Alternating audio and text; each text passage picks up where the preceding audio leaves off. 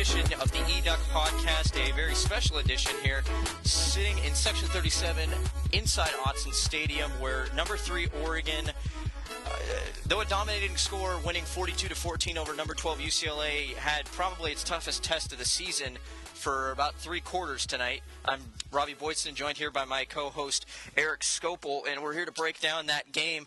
Again, Ducks win 42-14, put up 21 points in the fourth quarter after taking a tie game into halftime there.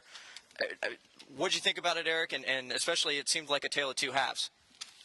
Well, it probably was. I honestly think the halftime score was a little bit misleading. If you just look purely at the statistics, Oregon outgained UCLA by over 120 yards in the first half, had a couple of opportunities in the red zone there where they either elected to kick a field goal and missed it, or didn't elect to kick a field goal and went for it on fourth and did not convert.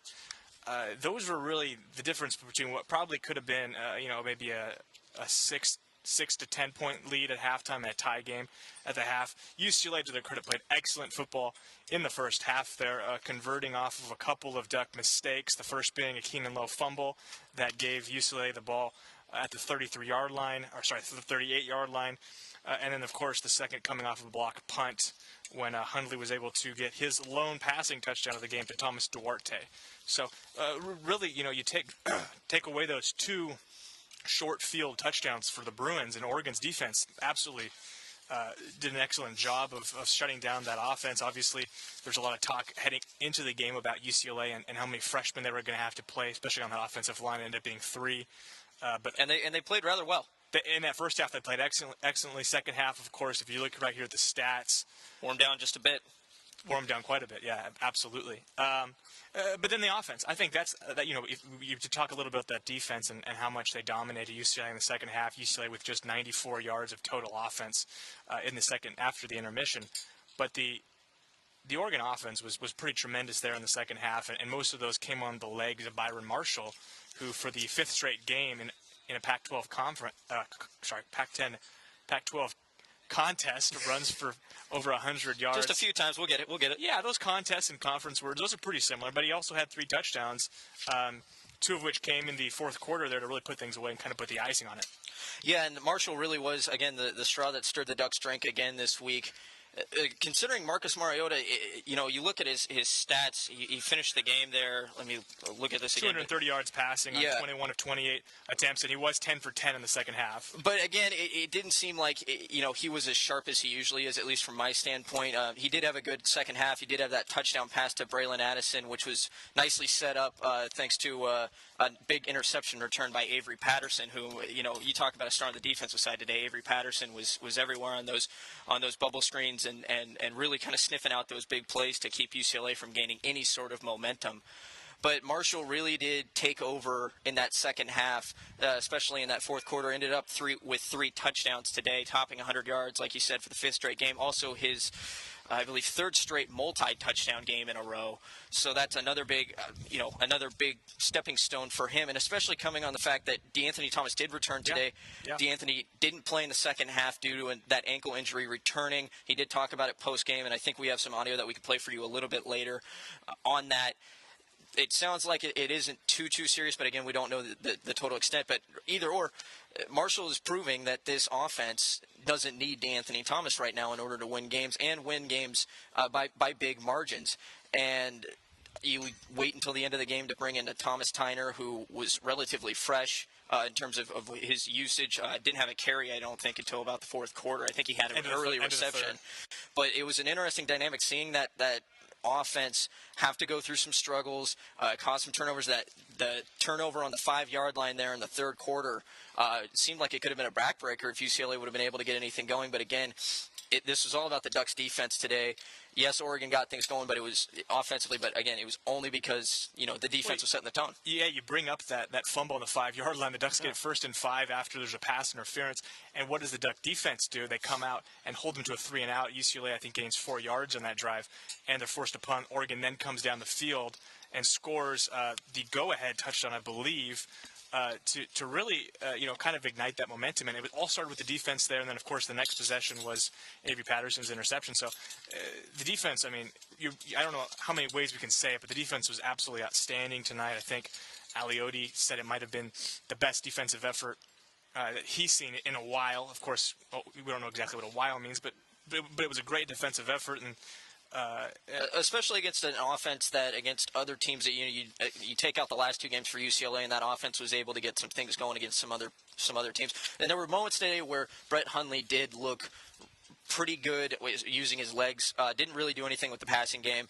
Didn't really get anything going with his receivers. Yeah. Yes, he had a touchdown pass to freshman Thomas Duarte, but was he had that it's seemingly back-breaking 33-yard run here in the second quarter, and then immediately throws a pick right after, and they couldn't stop shooting themselves in the foot. Well, and to your point there, he had 72 yards rushing and 64 yards passing, so that kind of talks to it. And he ran the ball 15 times, so he was on the run a lot today. Yeah. And I can only think of maybe about 5 of those were designed runs. At least 10 of those were.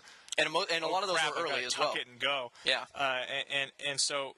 Really, the defense did a great job of getting after Hundley. He did have that 33-yard run was absolutely remarkable. Yeah. Oregon, it looked like, brought a pretty heavy blitz, had everybody around him, and somehow he found his way through the maze of defense. Stop, go, Through the maze of defenders and got the ball down to what I think it was about the 13-yard line before throwing that costly interception to Ekpre-Olomu. But, the defense, like we said, I mean, what else can you say? I mean, just such an excellent defensive effort.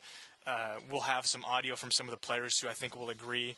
You kind of wonder, going into the half there, the Ducks were in a unique situation for them this year. Obviously, every player on this team has lost a football game or been in a tight football game before, but for some Oregon fans, it felt kind of strange when Oregon did not hold the lead for the majority of the first half and actually just enter the half with a tie ball game. But the response there, it took a little bit. Actually, you look at the time of possession here. Oregon did not score their first touchdown of the second half until 2:57 left in the third quarter. The rest of that third quarter is pretty much a stalemate, with the exception of that fumble on the 5-yard line where it looked like Oregon was going to get points.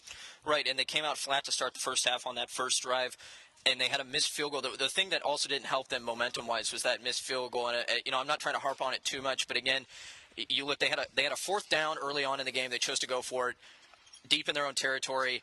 Ended up Mariota sails a pass over Addison's head out of the end zone. They turn the ball over. You wonder, okay, is that what you want to use to maybe give Maldonado or Wogan, if it were the case at that point? But at this point, it's Maldonado.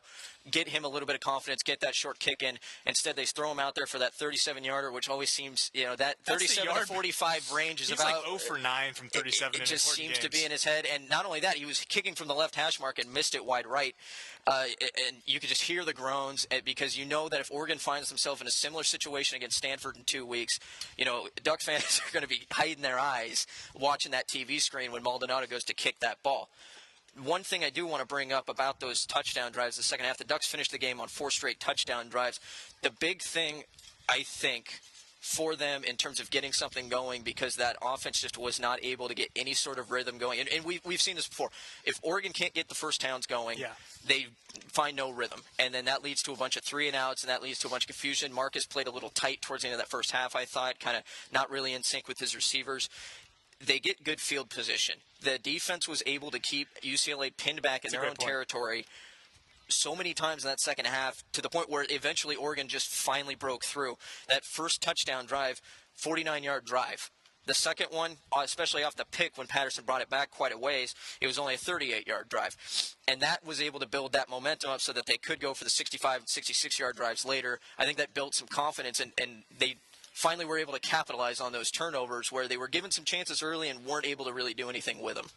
Well, and even those 65 and 66-yard drives, to put that in perspective, that's getting the ball at the 35-yard line. Yeah, it's not too bad. That's pretty great field position. That's not too bad. And really, the second half was the game of the field position. If you just kind of look at where those drives started for Oregon, they're only having to go, for an average of about 50 yards a drive there to score. That's a lot more reasonable than what UCLA was asked to do offensively. And of course, if you look at their second half chart, it's not particularly good. Ends up with 5 punts and an interception, and then the final drive, of course, the clock runs out. So,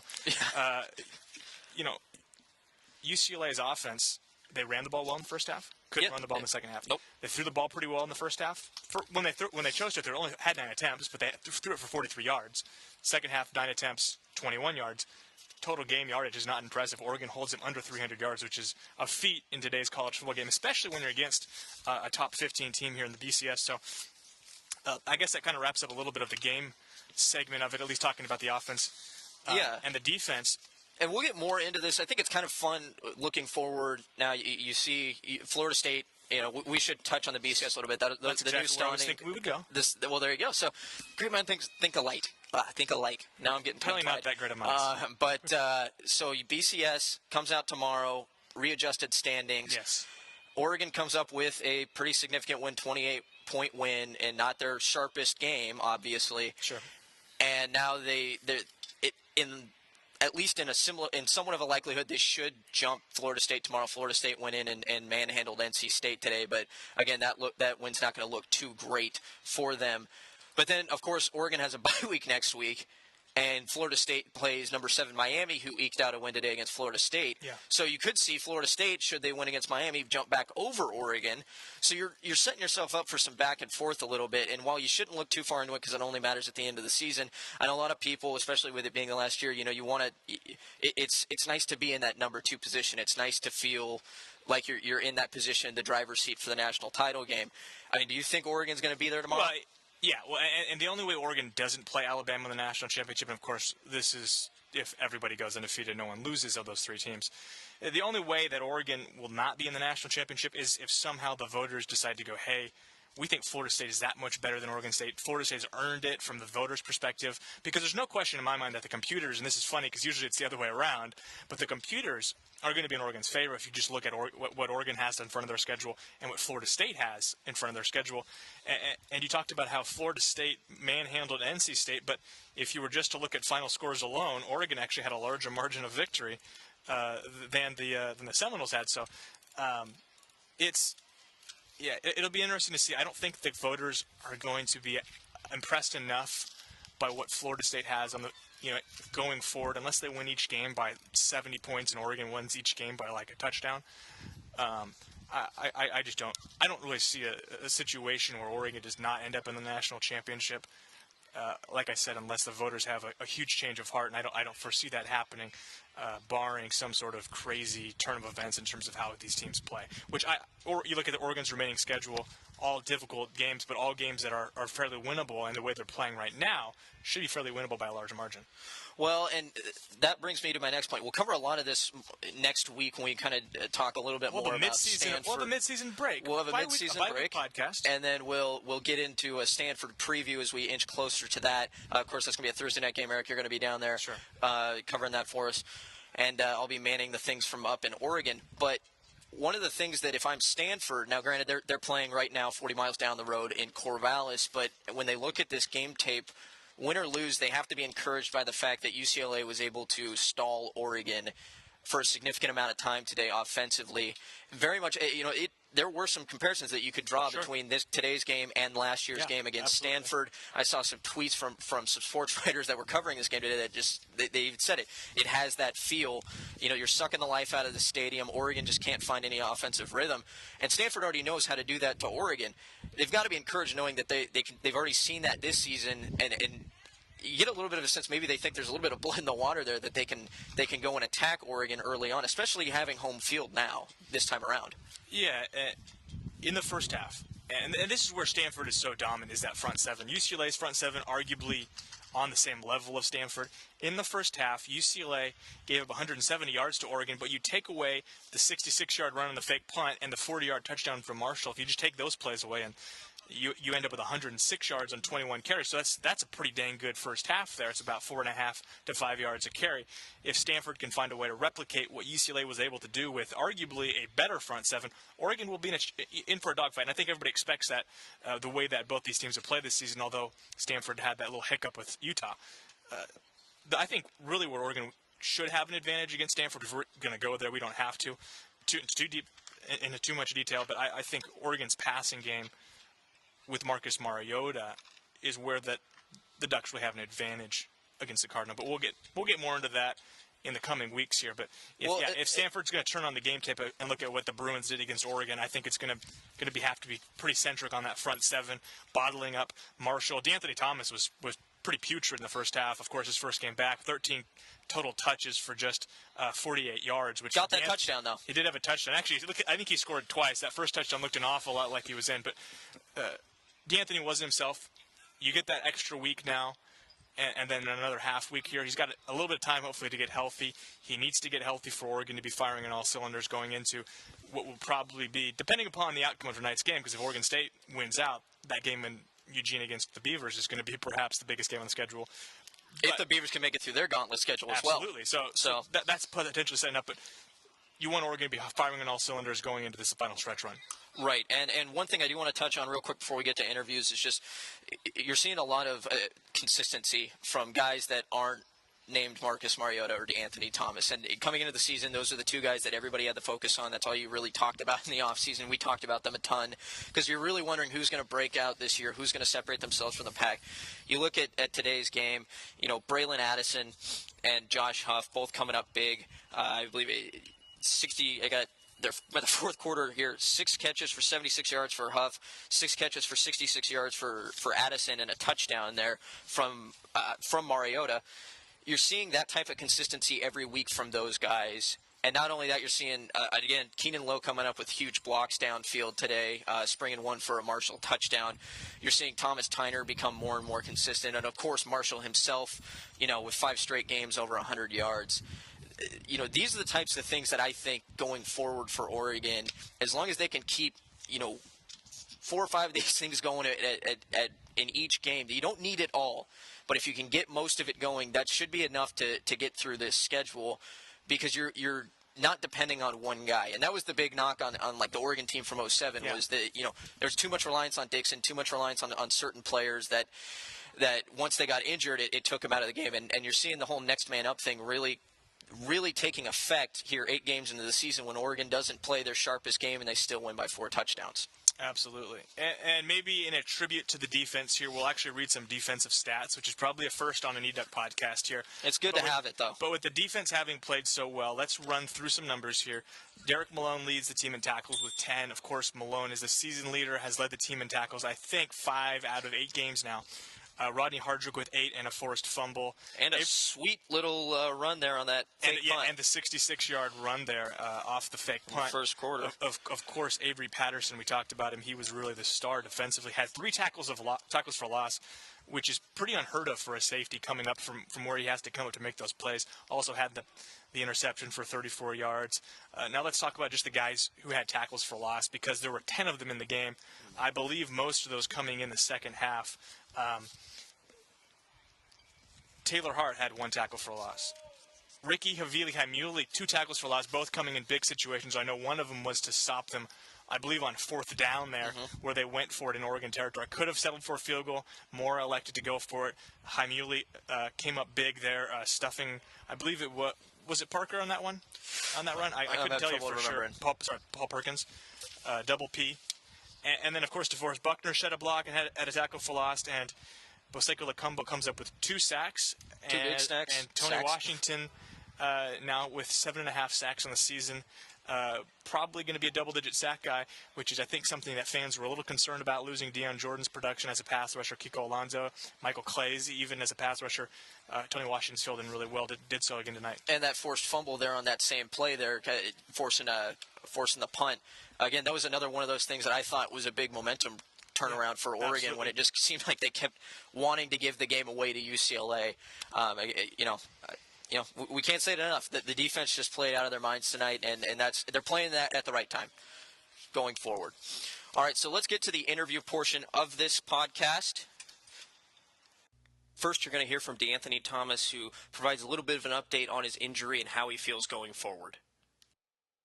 Who made the decision for you to come out in the second half? You or the coaches? Pretty much me. I just wasn't feeling it, and like I said, I just gave the best attempt I can. Did the ankle again, D'Anthony, that started hurting again? Yes. Did you hear the crowd cheering for you when they heard your name? Not at all. How would you describe the atmosphere in the locker room at halftime? I feel like that's our time to, that's when we get started. After the second half, we come out there, make plays. Did you sense any concern in there, though? Not at all. You took some big hits in that game, didn't you? Yeah. I could take hits. Like, people don't think I can take hits, but the hits don't hurt at all. Just get back up and get ready for the next play. Is it one play when the ankle got hurt again, D'Anthony, or was it just kind of the grind of being back out there for a while and kind of built up? Yeah, just got out there grinding. That's about it. You feel like you're going to play next week? Concerning at all for you? Not at all. Like I said, we got a bye week, so going to take advantage of that and, try to get back out there next week. Was it cutting? Was it planting? What was giving you the most trouble out there? Just people land on it. That was about it. But like I said, that group of running backs, is a great group, and they have a lot going for their future. And like I said, I just try my best, keep them focused and keep them grinding, and it shows off in the games. All right, so that was D'Anthony Thomas. Now let's switch gears to the defensive side of the ball and talk to the guy who had a very big game, safety Avery Patterson. That second half, you guys shut them down completely. What was kind of the difference? What did you guys do the second half to really just to stop them? We just played Oregon football. 11 hats to the ball flying around, and tackle well. That's what we do. How does that defensive performance stack up for you in games that you've played here in Oregon? I'm not really sure. It was pretty good. I mean, we gave up 14 points, but we gave up 14 points, so we still have some corrections to do. But it was a pretty good performance. We could do a lot better though. Did you feel at halftime you guys needed to turn something around or get it, play better defense? What was kind of your guys' defensive attitude going in tied in the second half? We just knew we could play a lot better. We knew we could shut them out in the second half, and that's what one of our goals was: shut them out in the second half and not give them anything. Huntley couldn't get any runs in the second half, whereas he got out a little bit in the first half. Yeah, we put some more eyes on him in the second half, whereas we were playing more man coverage in the first half, and he was able to scramble around with our nice turns to the ball. I feel like your pick kind of changed the momentum there. They were about 7 there, and you get it, and that leads to another touchdown. That kind of was the difference to get it put away to 14. Actually, I think the play before that is what swung the momentum, because when he was put in long yardage situation, 3rd and 20. I mean, I don't care who's the quarterback. I don't feel like anybody should get a 3rd and 20 completion on us. So they kind of forced him in a bad situation, and you guys took advantage of that. You feel like it's easier, harder to maybe key on the ball a little bit, key on the quarterback on a 3rd and 20 when he's got to throw the ball so far to get the first down? You said, is it harder? Do you feel like it's easier or harder to play defense in a long situation like that? We just know where the sticks are in that situation. His plays are limited. There's not a lot of play calls for 3rd and 20, so we use that to our advantage. Okay, now we're going to hear from wide receiver Bralon Addison, who talks a little bit about the Ducks' first half struggles and how they overcame them. Avery was just talking about how many times you guys bail out the defense, and said today you guys they felt like they had to bail you guys out at times. Do you feel like the defense bailed you guys out at times? Definitely. Like I said, we put them in some bad spots, early in the game. And, they strapped their boots up all game, and they played very, very well. And I'm not surprised that the habit they were causing on the defensive side of the ball, because they do it to us in practice all week. And so I know those guys. I'll go to work with those guys in the day. How much do you guys feed off of the plays they were making? Did you guys kind of get energized by their turnovers, their sacks? Oh, definitely. You see a lot of us offensive guys running on the field when they get interceptions or cover fumbles, and if you look on the sideline when they get sacks or big tackle for the offense, we're just excited that if we make the tackle interception, this team is great. Big runners. We all cut for each other. We just want to see each other do great, and it'll help us all win. Was that the boost you guys kind of needed in that second half? They were doing it all game long. I think what happened was offense. We were kind of at fault in the first half because defense played great all game long. I think at halftime we got a couple things corrected and we came out strong in the second half. Tied at halftime. Was there any sort of panic, or was it more of a wait for it? No panic at all. Like I said, great team against a great team, you're going to have a tight game. They're going to make some plays. We're going to make some plays. We threw some punches. They threw some punches. It was about the team that could take the most blows and keep your boots strapped up the whole game and endure the great challenge. And finally, we're going to hear from the man whose stock just keeps rising out there in the Oregon backfield, Byron Marshall. What changed for you guys in the second half offensively? What got things going? UCLA has a great defense. It's not going to be easy to go down there and score on every drive like we do against other teams. So, really just had to keep working, keep grinding. We tempoed a lot more in the second half, I feel like, and that helped. But aside from that, we just try to really just stick on our cues that we've been practicing all week. How much do you feel your personal momentum gaining as that second half is going on? A lot. really. I think I had a good second half. And so each series really just kind of getting higher and higher and higher. You know, Anthony said at halftime he kind of knew he probably wasn't going to go the second half. Did you know then that you were going to get kind of the full load in the second half, and was kind of your mindset coming in there? Yeah, I knew he was down. So once again, it stinks. I have a player like that down. So it's just really just had to step up second half. Everyone did. It seemed like you ran even harder and looked like you got more yards there in the second half. You feel as you got a little bit stronger as the game was going on? Yeah, definitely. Just a lot more excited, a lot more momentum. Things just really started picking up with the offense. Everything started clicking. So yeah, just really trying to pick it up in the second half. What was that move like at halftime? Did it feel a little weird being in the unfamiliar position you're in? I guess a little bit. No one's heads were down or anything like that. So, but it was different being tied. But we just, that's what we like. You know what I'm saying? People were excited. We finally have a game that we had to come back out and work hard in the second half for it. So to earn a win like this definitely felt nice. How much did it help having a close win against Washington to know you guys could succeed in that type of environment? I mean, that helped. I think everything helps, but whether we would have had a close game against Washington or not, I still think our team would have been able to come out and perform for 4 quarters, play a good hard game. You know about that 40-yard touchdown? I mean, it was perfectly blocked. I think it was Jake Fisher that was another time stood the edge. I cut in off his butt. Pharaoh Brown had a block on the edge, and really I just cut off of them and just turned it up. You started some, now you come off the bench. Now this one you're more in the half. You ready to just kind of every Saturday, kind of whatever role comes your way, or? Pretty much. I mean, that's the position I kind of got to be in on the spot I'm in. You got a real good player in front of me, and we know that. So just whenever my name is called, just go in there and make the most of it. All right, so those are your interviews.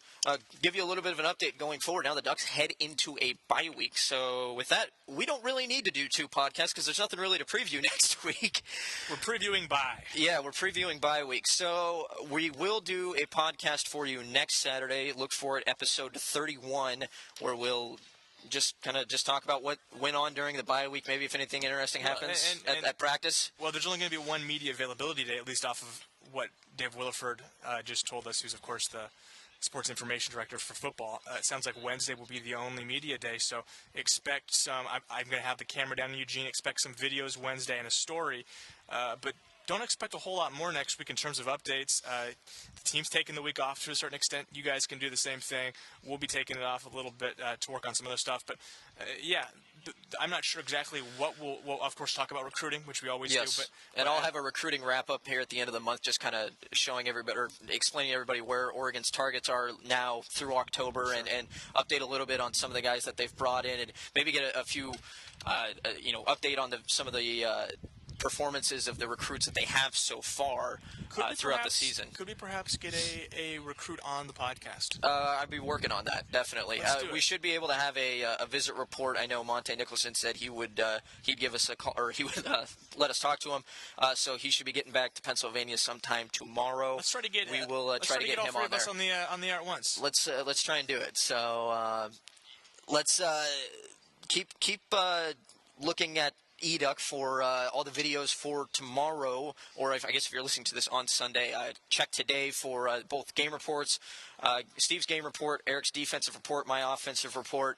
I'll have updates on the recruits throughout the week and going forward, and also we got some great post-game footage from a lot of players and coaches, so please be sure to go and watch that. Spread the word about the podcast. Go subscribe it on iTunes. I'm still putting the YouTube versions up for the time being, so go ahead and listen to them on there as well if you don't have an iPhone. And just keep downloading, keep spreading the word, and give us feedback. If you have any questions you want us to answer, or just want to even participate on the podcast, please let us know and tweet at Rob_eDuck or at. It's new. Let them know. That is new. That is new. Just so you won't have to spell my last name once again, at Rob_eDuck, and Erik's Twitter at Erik_Scopel, and that is Erik with a K. Remember that. All right, so for the 30th edition of the eDuck podcast here from Autzen Stadium, where we won't be for another 3 weeks. Until Utah. Until the Utes come down. Until the Utes on the 16th of November. I'm Robby Boydston.